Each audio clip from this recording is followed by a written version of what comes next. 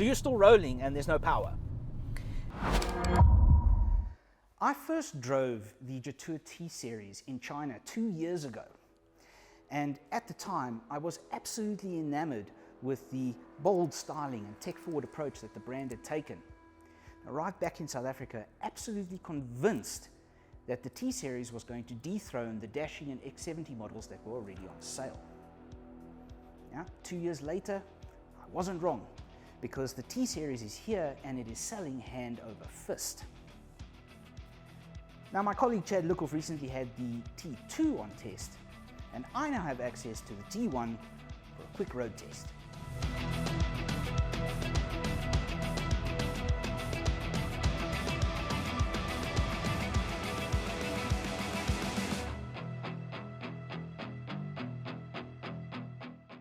I once again find myself behind the steering wheel of a T1. This is the Odyssey X-wheel drive or four-wheel drive model, however you want to pronounce it, and it is absolutely fantastic. Incredible interior, the fit and finish is phenomenal. It's just the way I remember it when I drove it in China. All around, a great feeling vehicle. Jetour T-Series vehicles are very well styled. They have this broad, brutish American design philosophy around them. I quite like it. If we start at the back end of the car, yes, you have this very big road presence. I'm not too sure about that tow bar though. I've dubbed it the Shin Crusher 3000 because it does seem like a bit of an afterthought because it does stick out quite far from the back of the car. In terms of the boot design, yes, when you're behind this car in traffic, you're going to be, yes, this is a very good looking car. And if we come down the side of the car, also still very broad barn-sided design. And then you get to the side mirrors.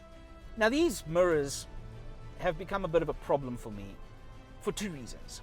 Number one, the 570-degree camera system, the cameras that are embedded in these mirrors, they look out at a 90-degree angle from the car, not actually at the blind spot, so they're kind of pointless. And then there's the weird groaning noise every time the mirrors open and close when you lock the car. Weird. That big brutish American design philosophy carries around to the front of the car as well. And it like I said, it just does have this very purposeful road presence. So we can all agree that it looks good. But how does it go? Underneath the bonnet, you get a 2-litre turbocharged petrol engine mated to a 7-speed DCT transmission. Now that combination is good for 180 kilowatts and 375 Newton meters. It all sounds good on paper, but then we get to the point of contention with this vehicle, and that is the throttle and transmission programming. Same issue that we've had with so many other Chinese brands. You see, the big problem here is the throttle pedal. If you can't really modulate it because it has about 20% of dead space on the top of the pedal, which means when you apply pressure to the accelerator pedal, nothing happens. There's nothing, and then like a light switch, the car lurches forward. What this does, regardless of the drive mode you're in, you automatically back off the pedal again into the dead space and the car dies. So you end up with this lurching forward, backwards, which is absolutely terrible when you're sitting in traffic. Now, as unenjoyable as that is, the second problem that we have is once again the fuel economy.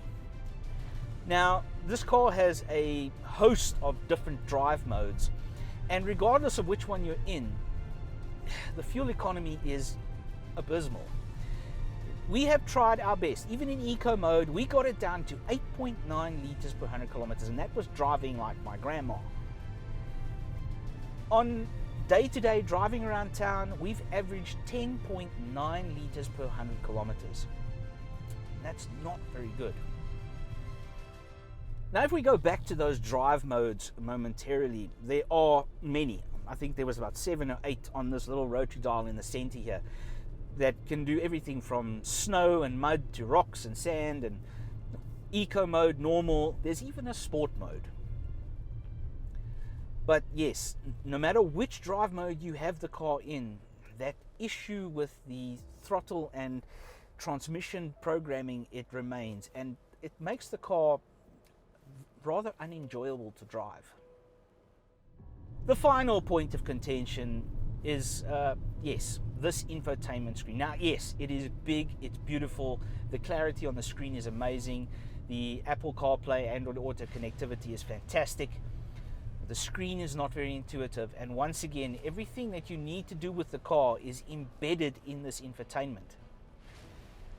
The city stop-start system, which has befuddled me the most during this test drive, is also buried within systems.